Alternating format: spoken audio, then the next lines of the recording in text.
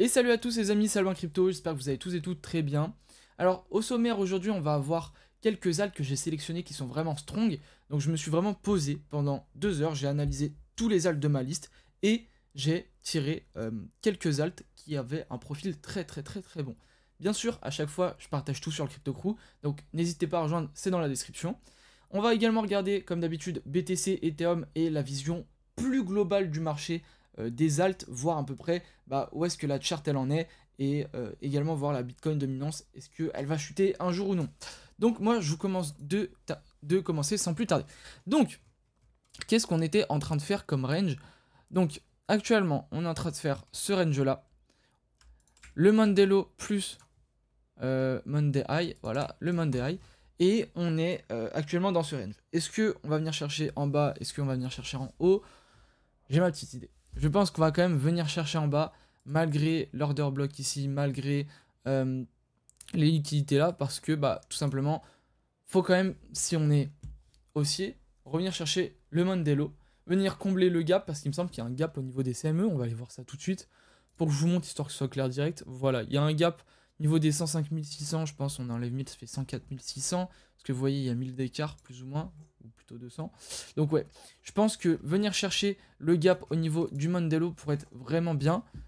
Hop, et on pourrait vraiment ensuite repartir à la hausse, vu qu'on est en tendance haussière. Qu'est-ce qu'on a aussi à court terme? À court terme, on a du coup des prises de liquidité en haut, donc on montre vraiment qu'on va aller y chercher, malgré que en fait il reste toujours des liquidités, mais on peut pas tout enlever non plus. Et malheureusement, c'est là où je ne sais pas si on va rebondir après le Monday Low, et c'est pour ça que j'attends vraiment quelques zones précises pour pouvoir savoir. J'attends de voir en fait si tout simplement on n'est pas en train de se faire rejeter de la zone OTE et de faire une correction de tout le mouvement. Alors désolé pour le bruit de canette, de tout le mouvement depuis le nouvel ATH en A, B puis C. Et donc on viendrait chercher les liquidités et probablement la zone OTE de tout ce mouvement haussier. Donc voilà. Après, il faut vraiment garder en tête qu'on a fait un rebond sur la Fair Value Gap Weekly. Maintenant, il va s'agir de voir si on arrive ici, où est-ce qu'on va, si on va là ou si on va là, ou si tout simplement on fait un rebond là, où est-ce qu'on peut se positionner pour aller chercher plus haut. Voilà les deux targets précises à aller chercher.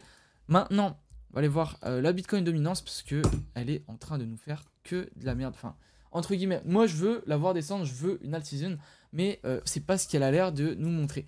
Donc comme vous voyez ici, on est en train de faire le même setup que on a fait ici, ou bien ici, ou bien ici, bref, on est en train d'accumuler avant d'aller plus haut. Donc c'est assez chiant. Pourquoi? Tout simplement parce que plus la Bitcoin dominance est haute, moins les altcoins ont un peu leur mot à dire pour faire un peu ce qu'ils veulent entre guillemets. Donc voilà, on va attendre, je pense en vrai, dans cette zone-là, précisément, hop. Dans cette zone-là, on va avoir un retournement. Et si on n'a pas un retournement, franchement, ce serait du jamais vu. Les alts n'auraient jamais eu aussi peu de faiblesse depuis... depuis quand? Depuis, hop, 2017. Ce serait chaud, donc je pense pas. Hein. Je pense soit on va arriver sur une chute à ces niveaux-là, soit sur une stabilisation, on va faire une espèce d'accumulation, hop, cet été. Ça voudrait dire plus ou moins que en fait le Bitcoin ne bouge pas trop. Étant donné que les marchés sont en arrêt, ça pourrait se produire. Niveau d'Ethereum, on est venu chercher nos dernières liquidités. Donc est-ce qu'on va retomber maintenant ou est-ce qu'on va aller plus haut? C'est la question. Mais regardez, on est tout simplement venu chercher cette grosse zone là et on est même venu un petit peu plus haut. Maintenant on forme un equal high, donc ça peut être intéressant pour la suite. Mais voilà, si on se fait rejeter, c'est surtout parce que je pense qu'il y avait beaucoup de liquidités, que tous les gens qui étaient en position ont vendu et ça fait un petit sell down. Également, on n'est pas revenu chercher la Fair Value Gap Weekly qu'on a jusque là, que je n'ai pas bien marqué. Donc, si on veut aller plus haut, ce serait intéressant d'aller chercher un rebond sur la Fair Value Gap Weekly avant d'aller chercher le top qu'on a fait en 2024. Et ce serait super cool parce qu'en fait, tout simplement, alors on a la mauvaise chart ici, mais on n'a toujours pas venu faire d'ATH comparé à Bitcoin. Et si vous vous souvenez bien, ici on était venu faire une aussi grosse croissance après que le BTC ait fait son ATH. Donc Ethereum répète un peu la même histoire, en tout cas si on vient chercher un nouvel ATH, il pump bien après BTC. Voilà, c'est globalement ce que je voulais vous transmettre. Et niveau de l'Ethereum BTC, la chart Ethereum BTC, on a toujours cette accumulation. Donc est-ce qu'on va aller plus bas pour target plus haut, ou est-ce qu'on va aller plus haut pour target potentiellement plus bas? C'est ce qu'on va voir. En tout cas, on forme un equal high entre guillemets, pas trop, mais je pense qu'il doit y avoir pas mal de liquidité là-haut. Donc à voir. Après, c'est pas encore une charte vraiment avec de la liquidité vu qu'on compare deux actifs entre eux. Au niveau de Total, alors Total, ça va être tout ce qui est crypto sans les stablecoins. On a quand même une belle remontée, hein, une belle remontée. Mais est-ce que ce serait pas un niveau de rejet pour toutes les cryptos, étant donné qu'on est dans la zone ETE? Je pense que c'est possible, donc à surveiller. Mais sinon, à part ça, on a quand même une belle, un beau choc. Donc, je pense pas qu'on aurait non plus un rejet, mais plutôt une correction. Surtout une correction de BTC au niveau des 97, 98 000. Comme je vous ai dit tout à l'heure, qu'on vient de target en dessous de ça. Même un peu en dessous des 97 000. Ensuite, Total 2. Total 2, bah, comme vous pouvez voir, quand on exclut BTC, et ben tout de suite on est moins haut. Parce que, bah, comme vous le savez, BTC c'est surtout celui qui a pump. Les alts n'ont pas très pump. C'est pas français. Les alts n'ont pas pump du tout, même encore pour cette année 2025. Donc on attend, on patiente. Et on pourrait même attendre de revenir chercher la zone ETE avant de pouvoir, pourquoi pas, espérer un rebond très très fort. Tout simplement parce qu'on a fait une belle inversion de structure également, que ce soit sur Total 2, Total 3 ou même Other. Voilà, donc on attend quand même ces targets. Other, je pense que là c'est une belle target. On va sûrement baisser dans les prochains jours. Moins 20%, ça va faire mal. Mais après, est-ce qu'on est assez près? Je ne pense pas. Donc, niveau des alts que j'ai sélectionnées. Bon, j'ai pas sélectionné Solana. Je vais vous donner les plus strong. Je vais d'abord regarder sur le Telegram. S'il veut bien apparaître. Voilà. Donc sur le Telegram, je vous avais mis quelques alts où je les avais tous analysés, dont deux qui étaient super strong que je trouvais, c'était le AVAX et le NOT. Donc quand on regarde le AVAX, en fait tout simplement on le regarde même en weekly. En weekly, on est dans cette espèce de zone d'accumulation dans laquelle on est depuis pas longtemps. Depuis pas longtemps, et surtout que cette zone d'accumulation c'était durant tout le bear market. Donc là on a vraiment un alt qui est pas hype, je vais pas dire hype parce qu'il y a des narratifs qui sont mieux, des coins qui sont mieux, mais je veux dire on est dans un coin qui est quand même assez solide, qui a montré que bah, en fait en 2024 il n'était pas non plus mort, qu'il a fait une belle performance de son bottom à maintenant. Alors si ça veut bien, il fait pratiquement 800% je pense, parce que j'ai pris un peu en dessous, et c'est franchement très bon signe.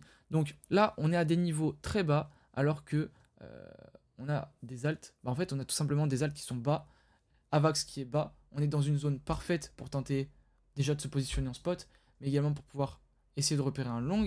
Si on se met en daily, on voit qu'on a eu une inversion de structure. Bon, ici, elle n'est pas giga belle, mais quand on regarde en 4 heures, vous voyez tout de suite, bam, cause, boss, même si ça s'est fait pas hyper rapidement, on l'a fait quand même. Et là, si on prend cette inversion de structure en compte, hop, on remarque qu'on est déjà revenu récupérer la zone ETE, et qu'actuellement on a refait une inversion de structure en 4 heures mais aussi en daily, donc ça peut potentiellement nous indiquer un changement de caractère, enfin c'est même sûr. Et actuellement on a cette grosse zone de POI, donc l'order block plus la zone OTE, donc ce serait vraiment cette zone là qui serait extrêmement strong pour tenter un long. Également le note qui je crois est un peu mieux niveau structurellement parlant, si on regarde en daily. Voilà, en daily, vous voyez, on a vraiment fait cette vraie inversion de structure comparée au AVAX, pardon, où elle n'était pas super belle, on n'a pas eu une vraie impulsion directe. Donc, vous voyez, on a fait une inversion de structure. Maintenant, on trace la zone OTE, bam, elle est là.